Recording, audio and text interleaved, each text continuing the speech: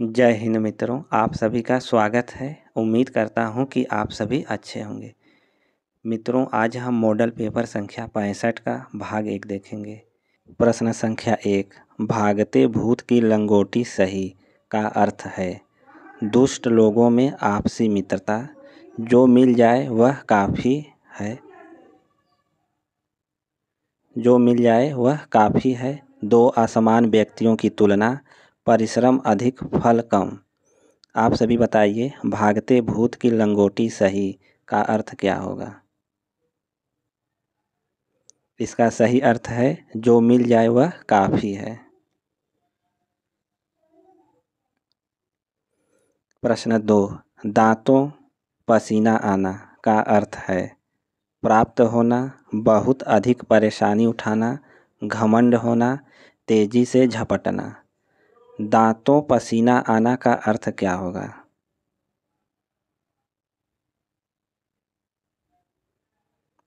दांतों पसीना आना का अर्थ है बहुत अधिक परेशानी उठाना।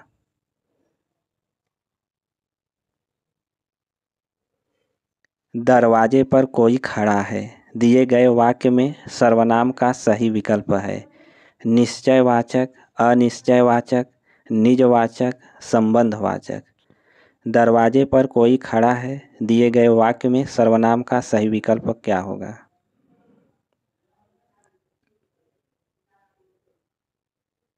प्रश्न 3 का सही आंसर है अनिश्चयवाचक।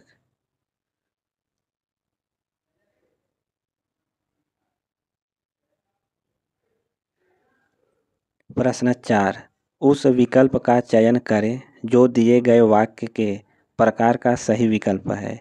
मैंने एक ऐसा व्यक्ति देखा जो बहुत दुबला पतला था। संयुक्त वाक्य, सरल वाक्य, मिश्र वाक्य, निषेध सूचक वाक्य। आप सभी बताइए, इसका सही आंसर क्या होगा? मैंने एक ऐसा व्यक्ति देखा जो बहुत दुबला पतला था। यह किस प्रकार का वाक्य है? यह मिश्र वाक्य है।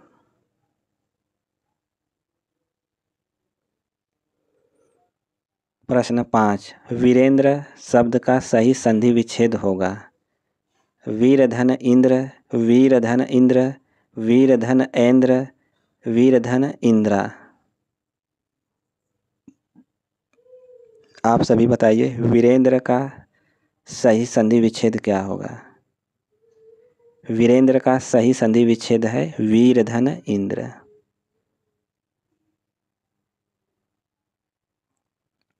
निम्न विकल्पों में से उस विकल्प का चयन करें जो देशज शब्द का सही विकल्प है।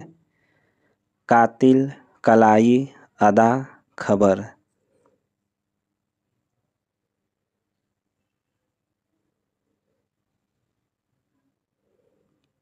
देशज शब्द है कलाई।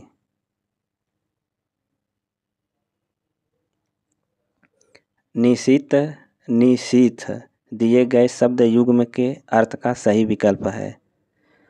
आधी रात पर, तीक्ष्ण आधी रात, जलयान रीति, बुराई आधी रात।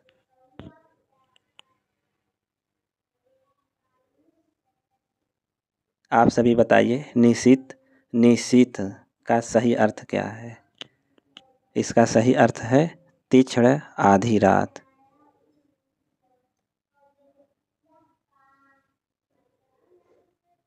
प्रश्न 8, पानी बरस रहा है दिए गए वाक्य के लिए पक्ष के भेद का सही विकल्प है नित्यता बोधक पक्ष, सातत्य बोधक पक्ष, पूर्वकालिक पक्ष, आवृत्ति मूलक पक्ष। प्रश्न 8 का सही आंसर क्या होगा? आप सभी फटाफट इसका आंसर बताएं। प्रश्न 8 का राइट आंसर है सातत्य बोधक पक्ष।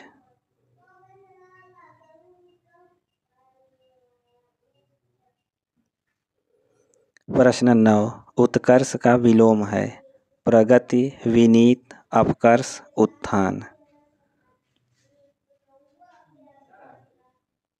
उत्कर्ष का विलोम है अपकर्ष। उस विकल्प का चयन करें जो शब्द का शुद्ध रूप है। सुशोभित, विदुषी, मिष्टान, वाणी।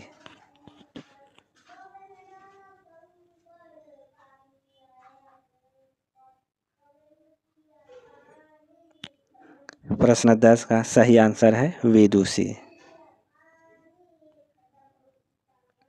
प्रश्न 11, जिसकी 4 भुजाएं हो के लिए एक शब्द है। 4 बाहों वाला, चतुर्थ, चौकोन, चतुर्भुज। जिसकी 4 भुजाएं हो उसके लिए एक शब्द क्या होगा? जिसकी 4 भुजाएं हो उसके लिए एक शब्द है चतुर्भुज। विशाल भारत पत्रिका में किस रचनाकार के साहित्य को घासलेटी साहित्य कहा गया है? प्रेमचंद, बनारसीदास चतुर्वेदी, निराला, उग्र। आप सभी को बताना है विशाल भारत पत्रिका में किस रचनाकार के साहित्य को घासलेटी साहित्य कहा गया है? पांडे बेचन शर्मा उग्र के साहित्य को घासलेटी साहित्य कहा गया है। प्रश्न 13, ज्ञानदीप नामक प्रेमाख्यान काव्य की नायिका कौन है? कामवती, उर्मिला, देवयानी, मुग्धा।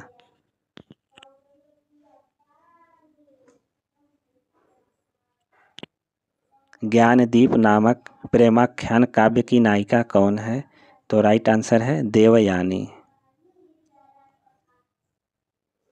प्रश्न 14, विनय पत्रिका किस भाषा में है? भोजपुरी, पंजाबी, अवधी या ब्रजभाषा।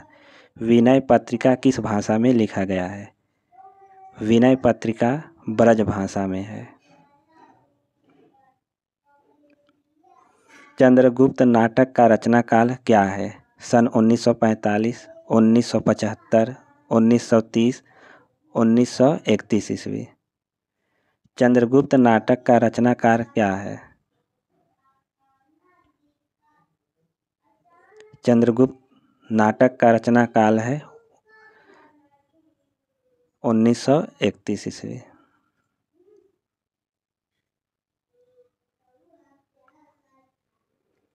प्रसन्न राघव किसकी रचना है? जयदेव, पंडित दीनदयाल उपाध्याय, निराला, माधव प्रसाद मिश्र।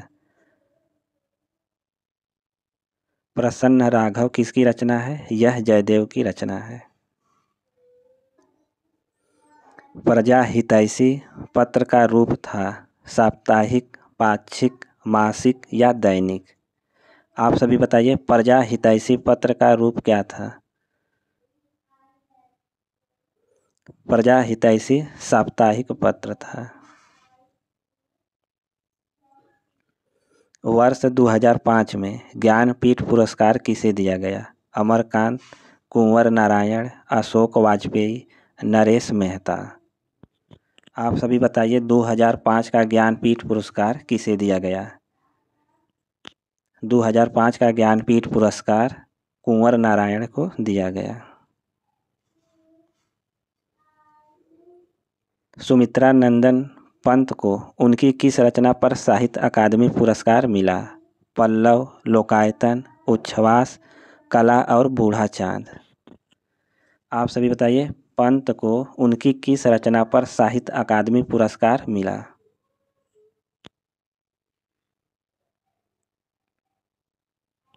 पंत को साहित्य अकादमी पुरस्कार कला और बूढ़ा चांद पर मिला। कौशल केसरी की संज्ञा से विभूषित साहित्यकार कौन है? सेठ गोविंददास, गोविंद वल्लभ पंत, कृष्ण बिहारी मिश्र, अमृतलाल नागर। कौशल केसरी की संज्ञा से विभूषित साहित्यकार हैं सेठ गोविंददास।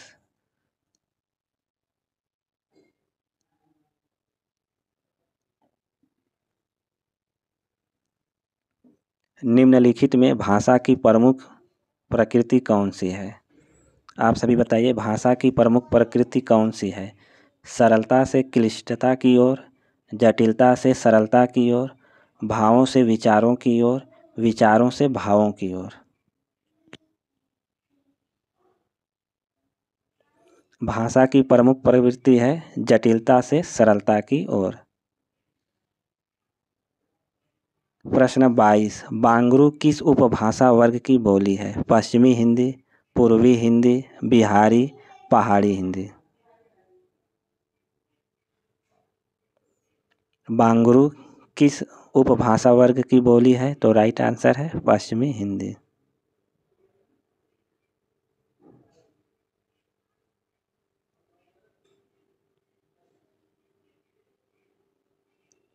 प्रश्न संख्या 23, उकार बहुला बोली मानी जाती है? अवधी, भोजपुरी, बघेली, छत्तीसगढ़ी। आप सभी बताइए उकार बहुला बोली कौन सी मानी जाती है? उकार बहुला बोली भोजपुरी मानी जाती है। हिंदुस्तानी को मुगलों की भाषा कहा? सदल मिश्र, धीरेन्द्र वर्मा, अकबर, ऑक्सफोर्ड डिक्शनरी में। आप सभी बताइए हिंदुस्तानी को मुगलों की भाषा किसने कहा? हिंदुस्तानी को मुगलों की भाषा ऑक्सफोर्ड डिक्शनरी में कहा गया है। प्रश्न संख्या 25, शतम भाषा समूह में कौन से वर्ग हैं? भारोपी, एशिया, ईरानी भारती, नेपाली। शतम भाषा समूह में कौन से वर्ग हैं? शतम भाषा समूह में ईरानी भारती वर्ग हैं। प्रश्न 26, काव्यगत 10 गुण प्राण माने जाते हैं? आप सभी बताइए काव्यगत 10 गुण प्राण माने जाते हैं? गौण मार्ग के, वैदर्भ मार्ग के, रीति मार्ग के, वक्रोक्ति मार्ग के। प्रश्न 26 का राइट आंसर है वैदर्भ मार्ग के।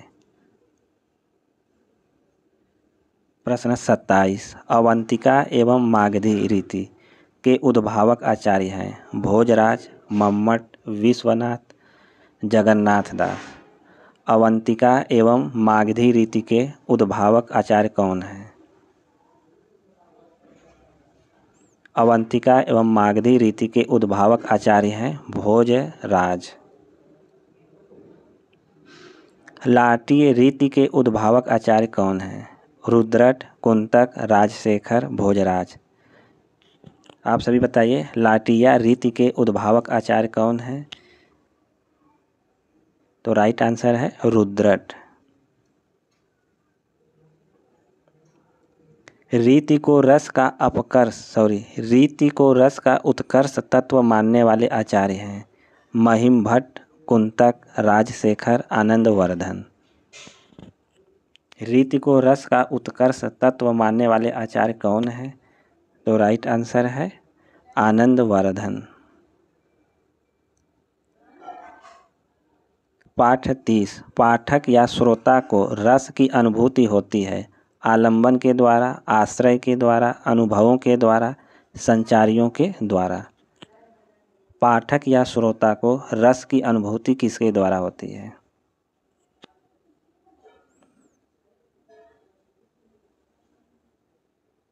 पाठक या श्रोता को रस की अनुभूति आश्रय द्वारा होती है।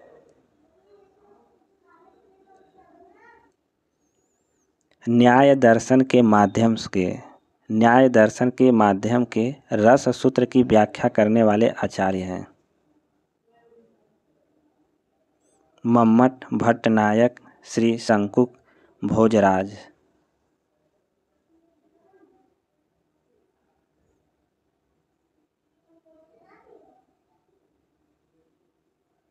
आपको बताना है न्याय दर्शन के माध्यम के रस सूत्र की व्याख्या करने वाले आचार्य कौन हैं? तो राइट आंसर है श्री शंकुक। प्रश्न 32, कवित्त रत्नाकर में कितने अध्याय हैं? 9, 5, 7, 6। आपको बताना है कवित्त रत्नाकर में कितने अध्याय हैं? कवित्त रत्नाकर में कुल 5 अध्याय हैं। हजारी प्रसाद द्विवेदी के निबंधों की भाषा किस प्रकार की है? सरल हिंदी, लाक्षणिक हिंदी, अलंकार युक्त हिंदी या संस्कृति निष्ठ हिंदी? आचार्य हजारी प्रसाद द्विवेदी के निबंधों की भाषा किस प्रकार की है? तो इसका सही आंसर है सांस्कृतिक निष्ठ हिंदी।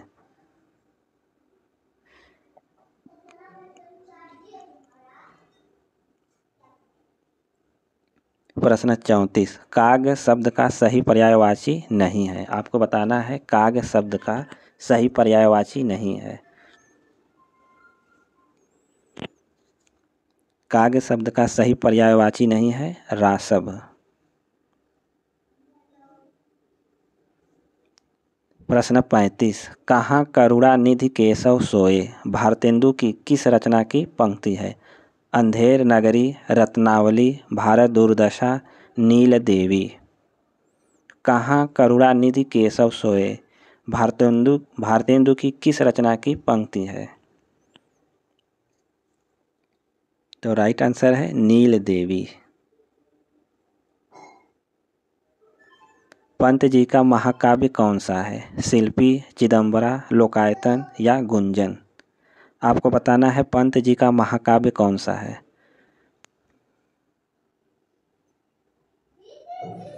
पंत जी का महाकाव्य है लोकायतन। प्रश्न संख्या 37, भारतेंदु जी ने किस नाट्य कृति की रचना एक रात में की थी? विशस्य विस्मौषधम, विद्या सुंदर, नील देवी, अंधेर नगरी। आपको बताना है भारतेंदु जी ने किस नाट्य कृति की रचना एक रात में की थी? विशस्य विस्मौषधम, विद्या सुंदर, नील देवी, अंधेर नगरी। तो इसका सही आंसर है अंधेर नगरी। प्रश्न 38, अब कमरा खोला जा सकता है दिए गए वाक्य के अनुसार क्रियापद बंध का उचित विकल्प है। जा सकता है, खोला, अब कमरा, खोला जा सकता है।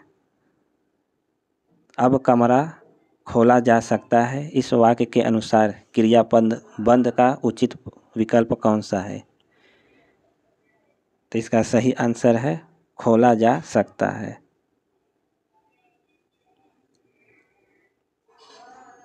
उस विकल्प का चयन करें जो प्रत्यय से बने शब्द का सही विकल्प नहीं है। अभिजात, भारतीय, स्थापित, बदलाव। आपको बताना है प्रत्यय से बने शब्द का सही विकल्प कौन सा नहीं है। तो राइट आंसर है अभिजात।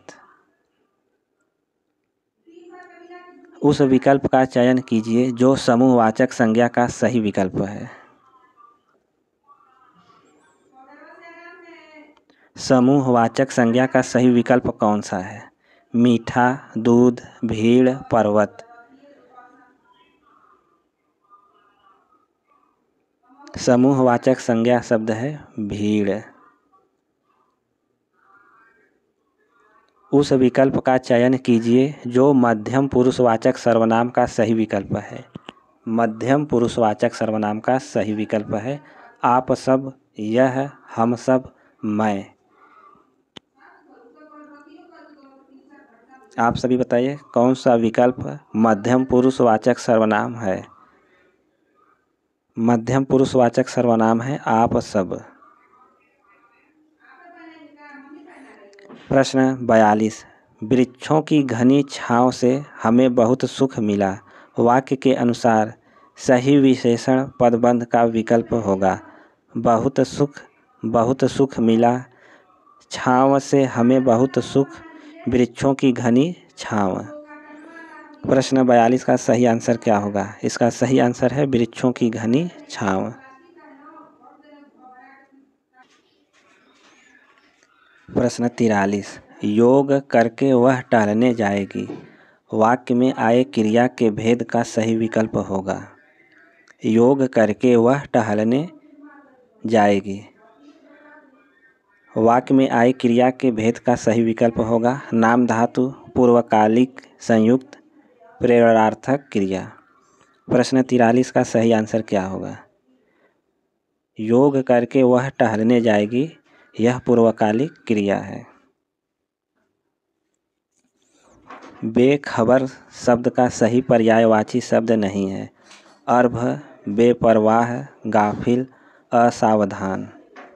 बेखबर शब्द का सही पर्यायवाची शब्द नहीं है। बेखबर शब्द का सही पर्यायवाची शब्द नहीं है अर्भ।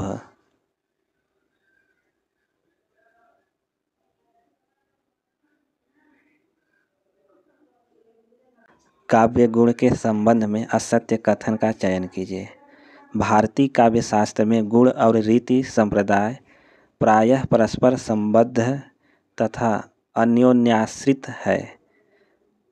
आचार्य भरत के नाट्य शास्त्र में पहले 10 काव्य गुणों का विवेचन कर उनके ठीक विपरीत 10 काव्य दोषों का वर्णन किया है।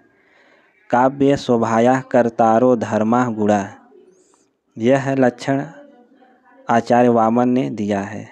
आचार्य मम्मट ने अपने ग्रंथ काव्य प्रकाश के 8वें उल्लास में काव्य गुणों का विवेचन किया है। आपको बताना है काव्य गुण के संबंध में असत्य कथन कौन सा है। काव्य गुण के संबंध में असत्य कथन है विकल्प बी। आचार्य भरत ने नाट्य शास्त्र में पहले 10 काव्य गुणों का विवेचन कर उनके विपरीत 10 काव्य दोषों का विवेचन किया। यह काव्य गुण के संबंध में असत्य कथन है। कैमरे में बंद अपाहिज कविता रघुवीर सहाय के किस काव्य संग्रह में संकलित है। सीढ़ियों पर धूप में, लोग भूल गए, हंसो हंसो जल्दी हंसो, आत्महत्या के विरुद्ध। आप सभी बताइए प्रश्न 46 का सही आंसर क्या होगा।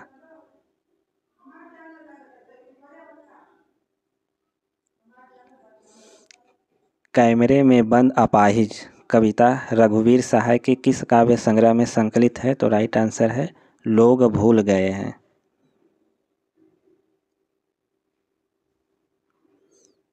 कवि केदारनाथ सिंह से संबंधित कौन सा तथ्य असंगत है। 4 विकल्प दिया गया है, आप सभी बताइए कवि केदारनाथ सिंह से संबंधित कौन सा तथ्य असंगत है।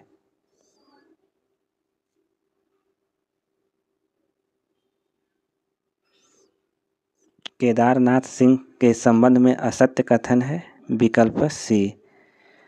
अकाल में सारस काव्य संग्रह पर इन्हें 1988 में साहित्य अकादमी पुरस्कार से सम्मानित किया गया। यह असत्य कथन है।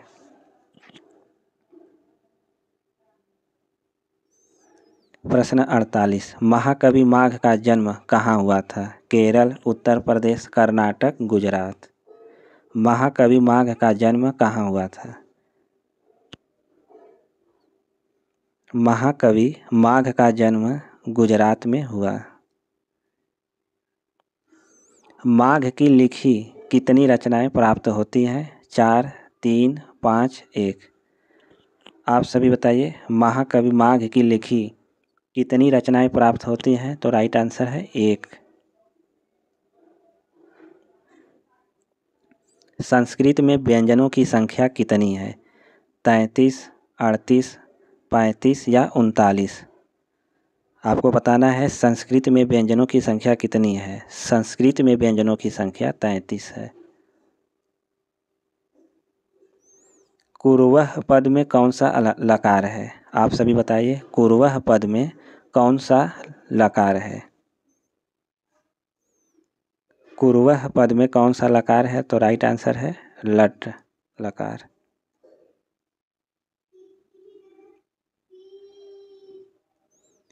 अर्जुनस्य वचनम द्वयम वाक्य में अर्जुनस्य का कारक है। कर्म, संप्रदान, संबंध, कोई नहीं।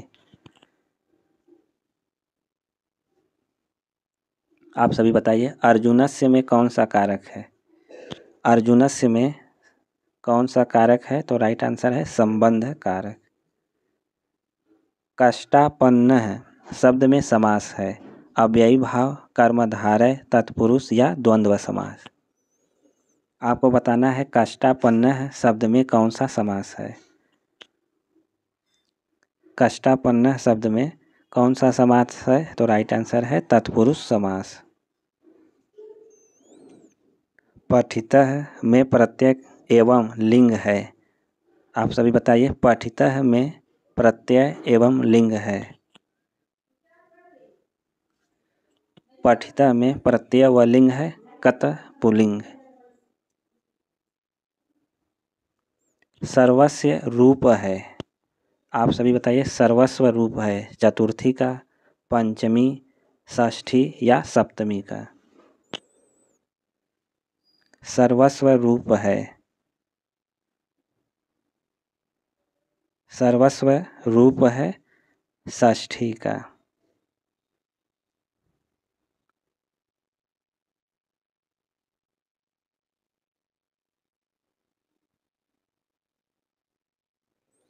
निम्न में से कौन सा सात्विक अनुभाव नहीं है?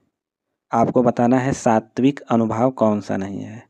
रोमांच, कंप, विषाद या प्रलय।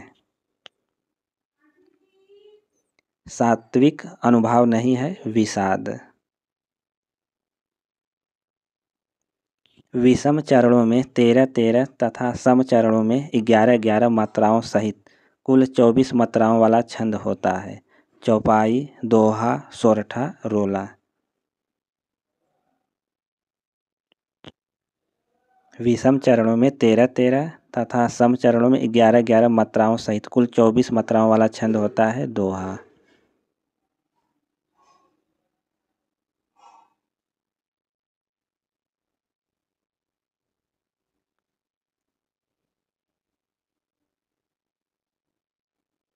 अमी हलाहल मद भरे श्वेत श्याम रतनार, जियत मरत झुकझुक परत, जेहि चितवत इक बार। उपयुक्त दोहे में कौन सा अलंकार है? परिसंख्या, मुद्रा, यथासंख्य या विभावना। आप सभी बताइए कि इस काव्य पंक्ति में कौन सा अलंकार है? इस काव्य पंक्ति में यथासंख्य अलंकार है। पाश्चात्य समीक्षा का प्रथम समीक्षक था प्लेटो, लोंजाइनस, अरस्तु, होरेस। आपको बताना है पाश्चात्य समीक्षा का प्रथम समीक्षक कौन था?